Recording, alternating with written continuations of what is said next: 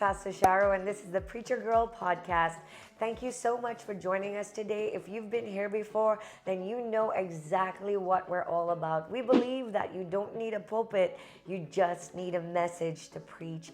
Today, I have such an awesome guest with me, somebody that most of you know and you like so much. If you are here for the first time, I want to say welcome. If what we talk about today interests you, if you've learned something, if it's blessed you in any way, made you get closer to the Lord in any way, then do consider subscribing to this channel.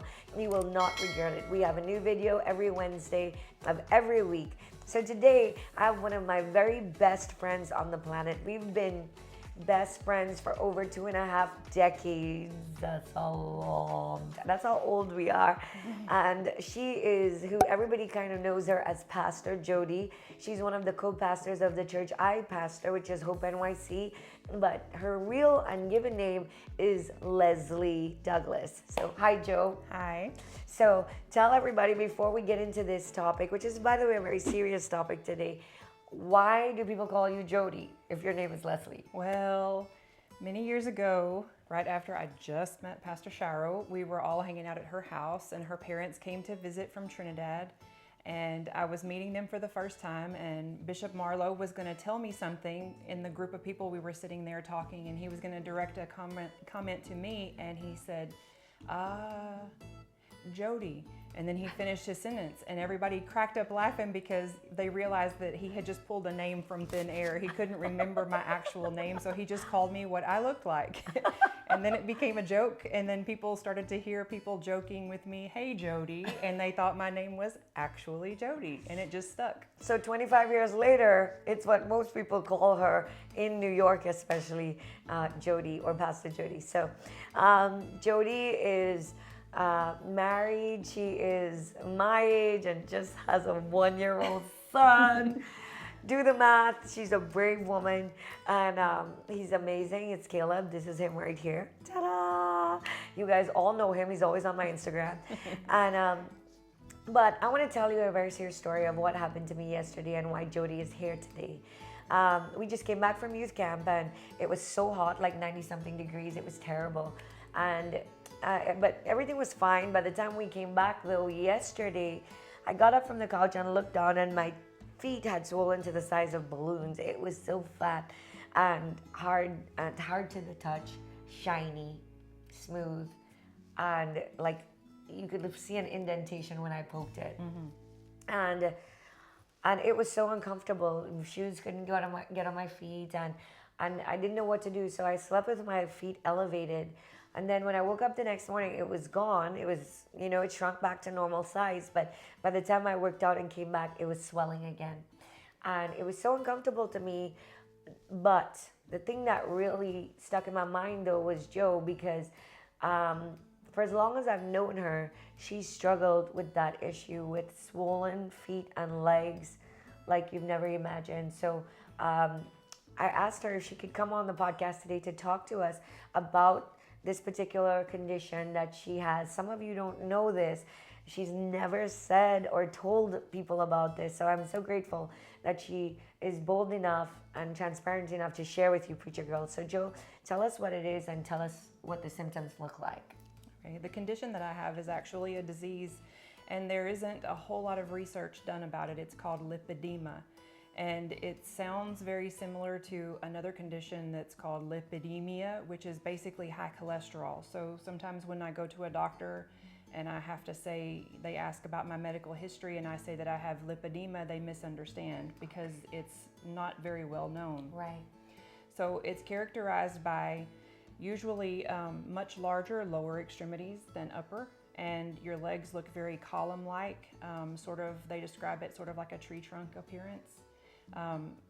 And a lot of swelling and discomfort, and usually accompanied by swelling that cannot be relieved, either with elevation or compression, that kind of situation. So for those of you who've known us for a long time or followed our journey here at Hope NYC or things like that, you know that about 13 years ago, Jodi was probably, how 100 pounds heavier? At least. At least 100 pounds heavier. She's round, a little round. And so But what happened? Let us know what happened.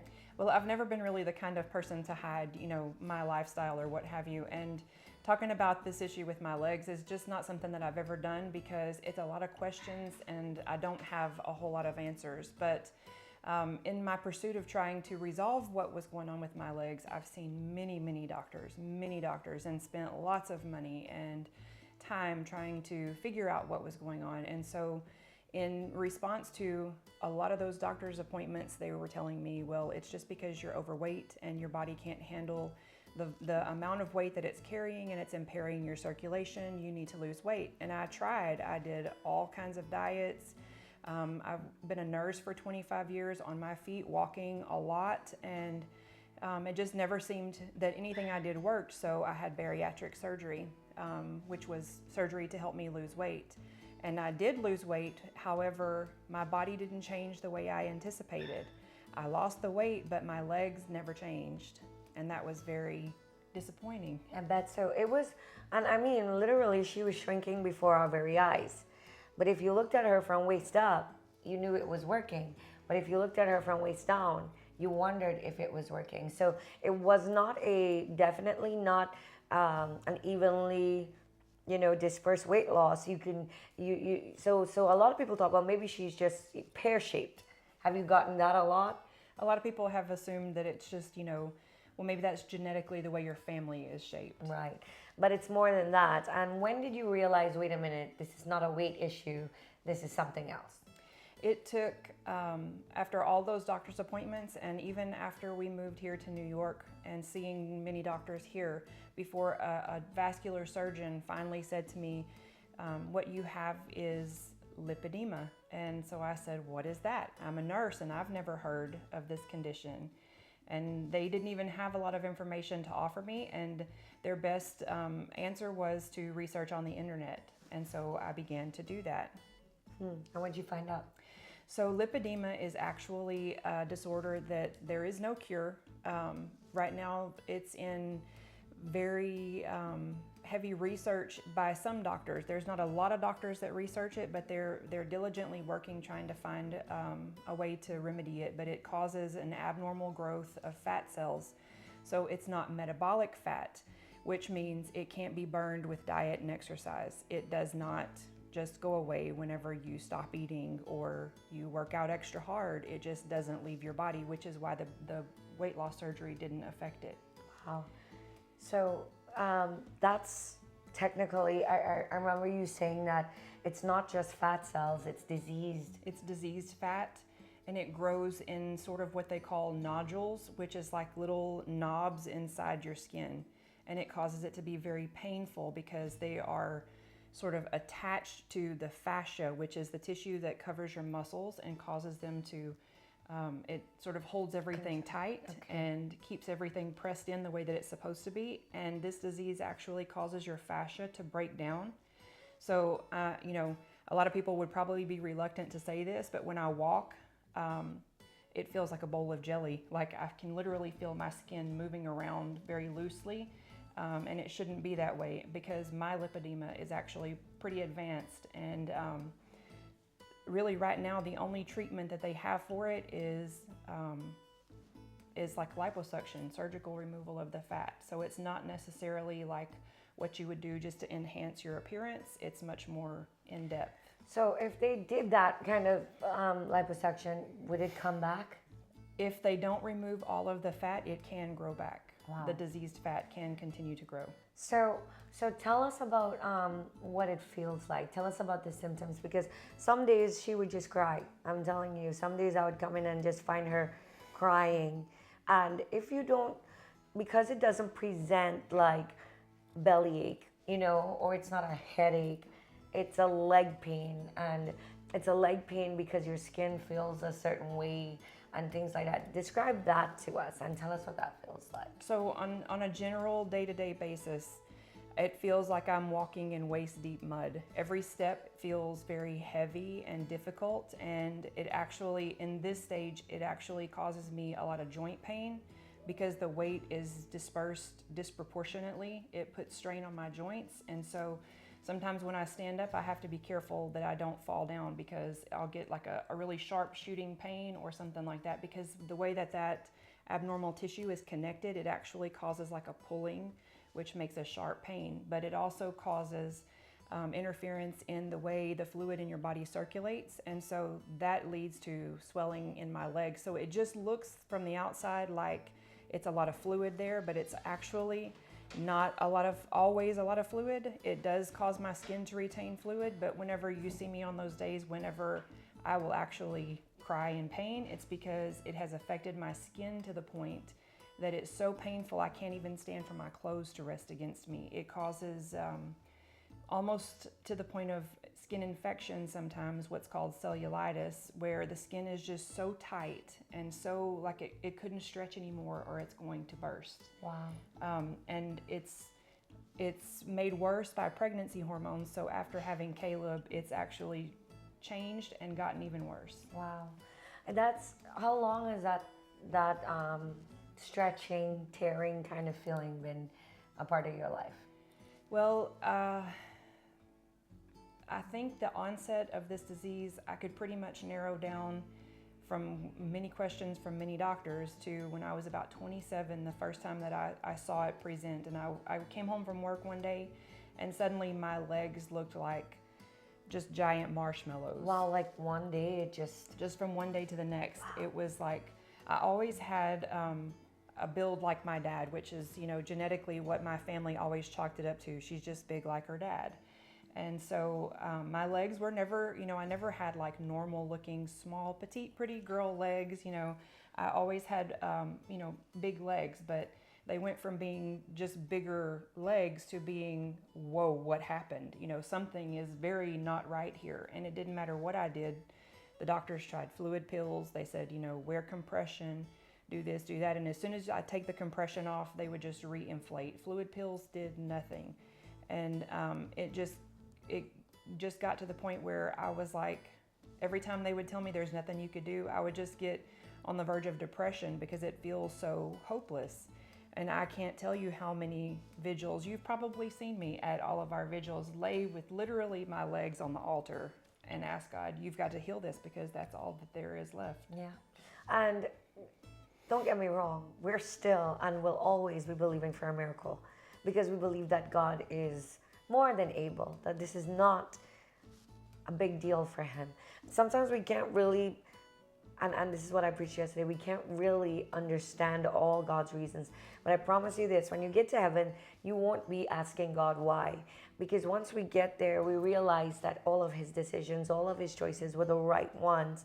And Jodi is managing and has been living with the pain, and we haven't stopped praying. We will continue to pray that God brings her healing for these legs. And the main reason why we're doing this podcast today is because maybe there's somebody else out there watching.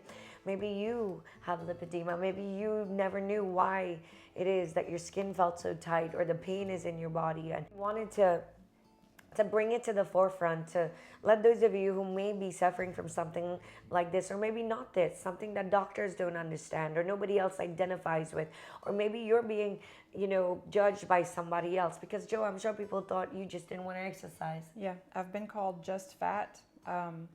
I've had people come up to me in church and say, just grab a handful of my leg and say, now what is this on your leg?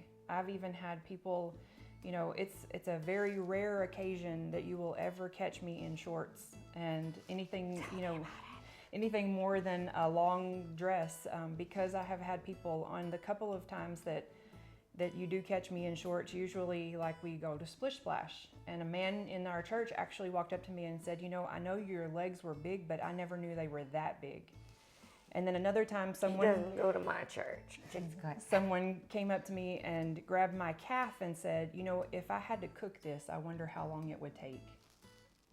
Which led me to the saying that not everything conceived in your mind needs to be born of your mouth, which means just because you think it doesn't mean you have to say it. No, 90% of the stuff in your mind don't need to be said at all. 99.9%. Just keep it to yourself. But, maybe you know, I have friends who were born with birthmarks and on their faces, or suffer from something else, and people's insensitivity sometimes can really make a bad situation worse.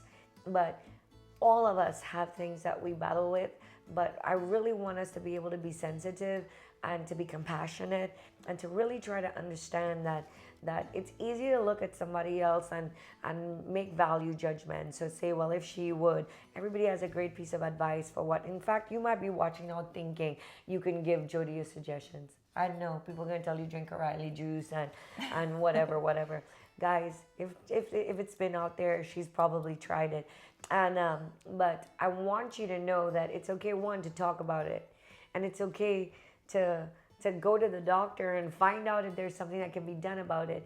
But maybe in your journey you help somebody else. You realize that you're not the only one, and someone else can gain from your experience. Now, I want to tell you, Jodi's been with me all over the world, and I remember being in Haiti. Did you have lipedema when we were in Haiti? Okay. Not only did she just have bariatric surgery, it hadn't been a year yet. Oh. And she went to Haiti with me and did a 4.5-hour uphill hike. I promise you, there were men in my church who went in their 30s, who passed out, who fell flat on their backs like this and couldn't move. And Jodi made it up the hill. You know, so I can guarantee you it wasn't because she wasn't moving.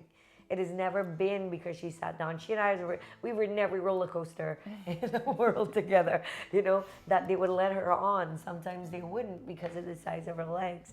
And so it's such a close to home issue that if your legs swelled up, you'd be like, oh my gosh, what can I do? I researched yesterday because day before yesterday when my legs swelled up, and I found everything from dehydration to overhydration to kidney cancer to to vascular constriction.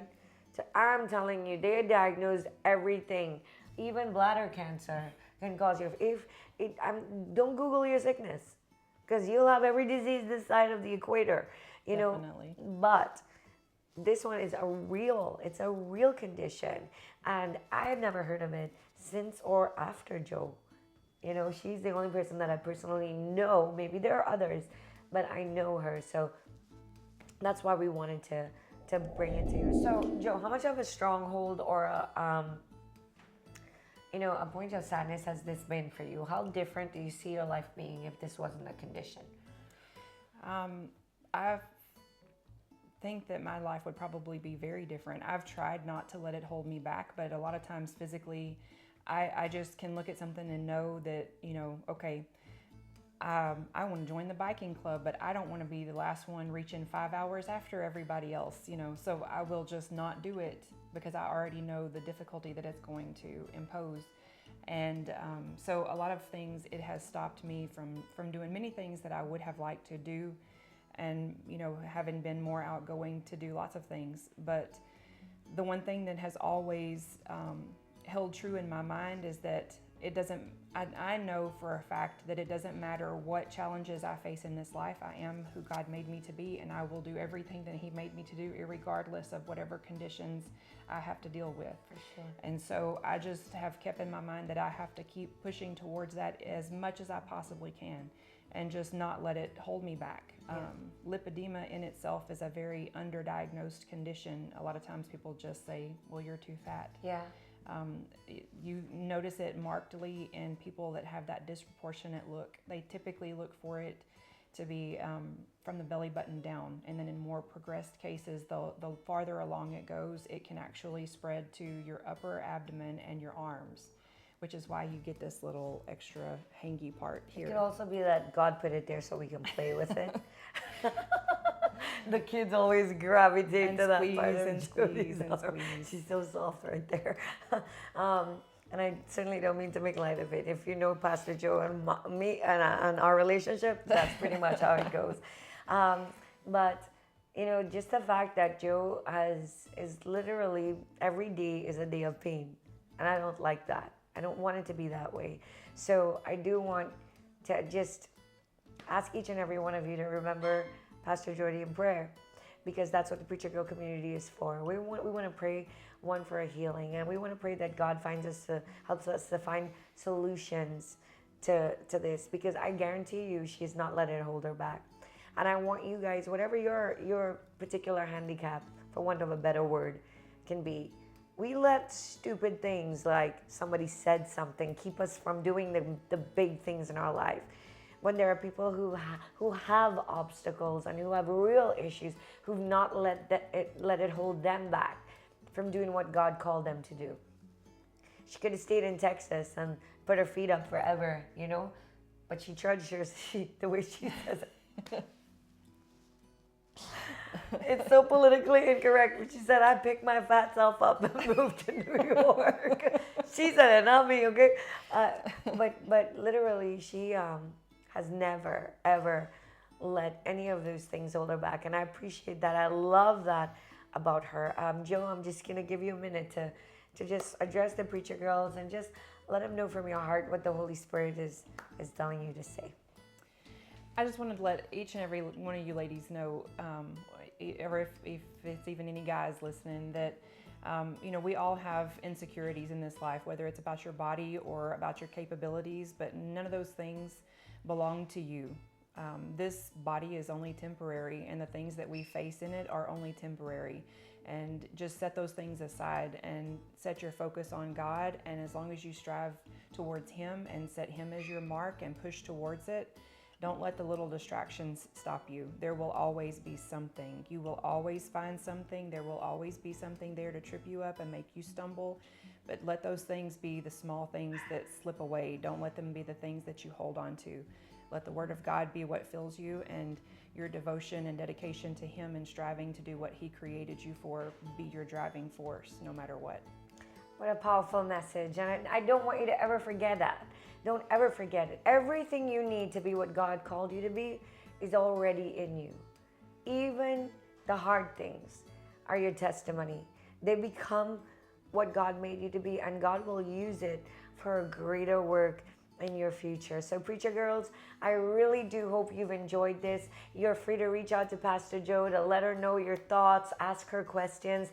She's not a very shy person. She is very open about most things. I remember being floored that when she had bariatric surgery, she went and told everybody. I was like, what are you doing? Because I grew up in the Caribbean where you hide everything, And she's like, it's not a big deal. If people want to know I had weight loss surgery, I did. So feel free to ask her. I'm just, of course, telling you right now, I'll be really, really highly upset and offended if you offend my friend. But other than that, do send your comments. If you enjoyed this podcast, if this has taught you something, encouraged you in any way, please leave a comment and like this. If this is the kind of content that you think that will encourage you, give it a thumbs up and subscribe and press the notification bell. Preacher girls, you know my heart. We love you so much. Don't you ever forget, sometimes God will use the hard things in your life as your pulpit, because you don't need a pulpit. You just need a message, because if God calls you, no one can uncall you. Have a great day. Thank you, Joe.